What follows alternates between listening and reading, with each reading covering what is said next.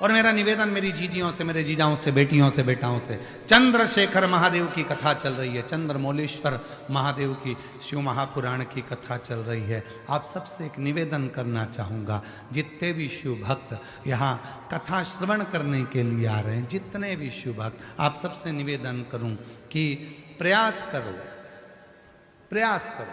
आपके पास में अगर कोई रुमाल है, कोई नैपकिन है, कोई कुछ बैग है, पर्स है, उसमें एक चावल का दाना कथा के पूरे 7 दिन रखो और प्रैक्टिकल करके देखो।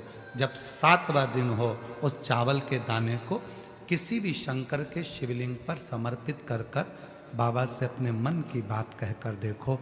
चंद्रशेखर की कथा तुम्हें रोग से मुक्त कर देगी, तकलीफों से दूर कर। और ये नियम आज का नहीं है, ये नियम पहले का है। हमारे यहाँ पर सत्यनारायण की कथा होती थी तो पंडित जी सबके हाथ में थोड़ा थोड़ा फूल देकर, चावल देकर बिठा देते थे। बोलो बोलो, तुम्हारे दर होता है कि नहीं होता ऐसा? जब कथा होती थी 2-4 दाना चावल का दे देते थे, बैठ जाओ कथा सुनने के लिए, हाथ में चावल पकड़ा देते थे, कथा पूरी होती थी। बोलो बोलो, तुम्हारे दर होता है कि नहीं होता है ऐसा?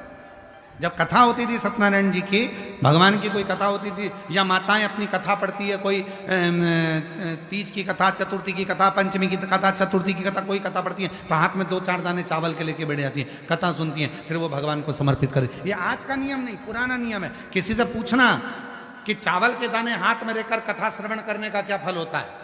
हाथ में चावल का एक दाना भी अगर हमारे भीतर होता है और हम उस कथा को श्रवण करने के बाद वो दाना समर्पित करते हैं, उसका फल क्या होता है? मतलब है चावल का एक दाना मतलब आरोग्यता प्रदान करना, चंद्र का भाव। हे शिव, हम आपको बहुत कुछ नहीं दे सकते, एक चावल का दाना हमारे जीवन का एक अंश मात्र है महाराज, एक अंश। हे शिव, हे करुणा सागर, ये आपको समर्पित, ये अंश,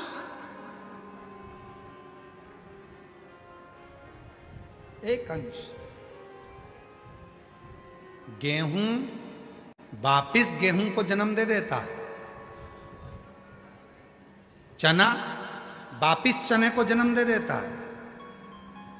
गेहूं के भी 2 हिस्से हो जाते हैं, चने के भी 2 हिस्से हो जाते हैं, सोयाबीन को जन्म दे देता है, 2 हिस्से हो जाते हैं। मसूर को जन्म दे देती है, 2 हिस्से हो जाते हैं। पर चावल का एक दाना जिसके 2 हिस्से, 2 फड़ कभी नहीं होते, और वो चावल का दाना चावल को जन्म नहीं देता, वापिस अंकुरित नहीं होता, वो एक बार अंकुरित हो जाता है, फिर दूसरी बार अंकुरित वही चावल का दाना नहीं होता। गेहूं का दाना फिर अंकुरित होगा, सोयाबीन फिर अंकुरित होगा, चना फिर अंकुरित होगा, परंतु जो चावल का दाना है वो 2 फड़ में नहीं टूटता, वो अंकुरित वापिस नहीं होता। वो चावल का दाना एक बार शिव का हो गया, मतलब 2 भागों में नहीं बटा है। हे शिव, मैं एकाकार तेरे चरणों में हूँ, मैं फिर संसार सागर में तेरा होकर आया था, तेरा रहना चाहता हूँ, संसार सागर में अंकुरित नहीं होना चाहता, पूर्ण तेरा हो जाऊं, तुझ पर आश्रित हो जाऊं, तुझ पर समर्पित। तो चावल का दाना हमें औषधि तक प्रदान करता है। सबसे पहला अन्न है चावल, अक्षत। सबसे पहला अगर कोई अन्न है तो वो अक्षत है, सबसे पहला चावल, ये समर्पित है। एक चंद्रमौलेश्वर महादेव का नाम लेकर एक चावल का दाना भी सुख देता। और मेरी जीजियां याद रखें, मेरी जीजियों से निवेदन है, कभी कभी ऐसा लगता है शरीर में अगर कोई गांठ पड़ जाती है, बच्चादानी में गांठ आ गई, चेस्ट में गांठ आ गई, शरीर के कोई अंग में गांठ आ गई, घबराना नहीं है, डॉक्टर का इलाज करवाओ, दवाइयां लो, साथ में एक नियम बनाओ, प्रदोष काल में 2 दीपक शिव जी के मंदिर में लगाओ और एक चावल का दाना शंकर भगवान पे चढ़ाना प्रारंभ करो। वही चावल के दाने को वापस उठाओ। अगर प्रदोष का व्रत नहीं है तो उसी दिन खाओ, और अगर व्रत है तो दूसरे दिन उस चावल के दाने को जरूर खाओ। धीरे धीरे वो गठान जो शरीर के अंदर है वो गलना प्रारंभ हो जाती है। थोड़ा दिन करोगे, आपको उसका फल प्राप्त होना प्रारंभ होगा। एक चावल का दाना भी चंद्र का प्रतीक है। आपको मालूम है शिव जी को धतूरा क्यों चढ़ाया जाता है?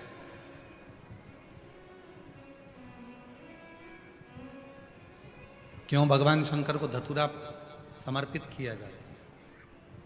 एक धतूरा और उस धतूरे की भी लीला अलग अलग है। जैसे दवाई,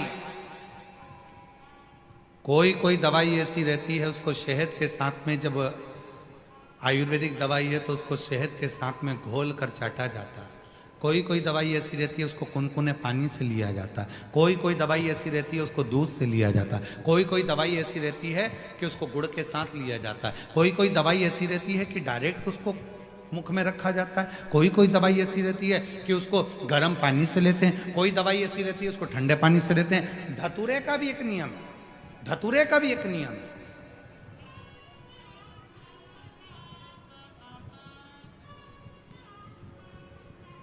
जब किसी के जीवन में गठिया जैसी बीमारी हो जाती है और लगता है कि गठिया बाय हो गए, उसका भी एक पत्र आया है। देखो कहीं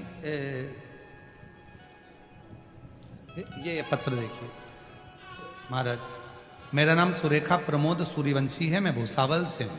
कहीं बैठी हो तो हाथ हिला सकती हैं। सुरेखा प्रमोद सूर्यवंशी। गुरुजी, 15 सालों से मुझे गठिया जैसी बीमारी थी। मेरे हाथ पैर ठंड के समय में टेढ़े हो जाते थे। 15 साल से ऐसा कोई डॉक्टर नहीं जिसका मैंने इलाज नहीं करवाया। सारे इलाज करा के थक गई, पर मेरा पांव और हाथ दोनों टेढ़ा हो जाता था। कहीं बैठी हैं क्या? आप ही हैं? आ जाओ, आ जाइए, आ जाओ। 15 साल से बीमारी थी, सारे डॉक्टरों का इलाज करा के थक गई। ठंड के दिनों में मेरे हाथ पीछे मुड़ जाते थे, पांव से मैं चल नहीं सकती थी, घर में पड़ी रहती थी। गुरुदेव, किसी के कहने पर तब मैंने शिव पर भरोसा कर शंकर भगवान पर आपके कहने पर धतूरा चढ़ाना प्रारंभ करा।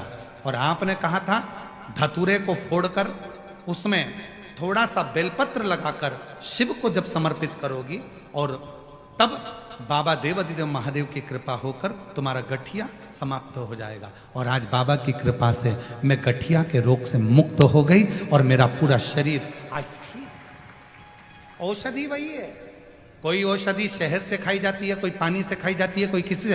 अर्थात शिव महापुराण की कथा कहती है कि धतूरे को चढ़ाने का भी एक तरीका होता है।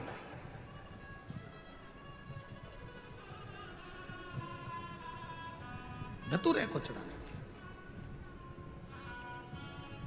कोई बच्चा है, हाथ पैर से विकलांग है, शरीर से विकलांग है, नहीं सही हो रहा, प्रदोष की प्रदोष, एक धतूरा शिव जी को, एक दुर्वा, एक कनेर का पुष्प, तीनों शिव जी के मंदिर में चढ़ाना प्रारंभ कर दो।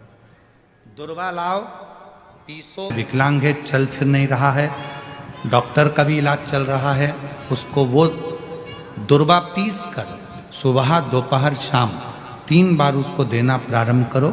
धीरे धीरे बच्चे की बुद्धि का विकास होगा और बच्चा एक दिन इतना एक्टिव हो जाएगा कि खुद उठने का प्रयास करेगा और हाथ पैर भी उसका काम करेगा, खुद करेगा। डॉक्टर का इलाज करवाते रहो। धतूरा भी किस चीज के लिए चढ़ा रहे हो, कैसे समर्पित कर रहे हो, वो भाव।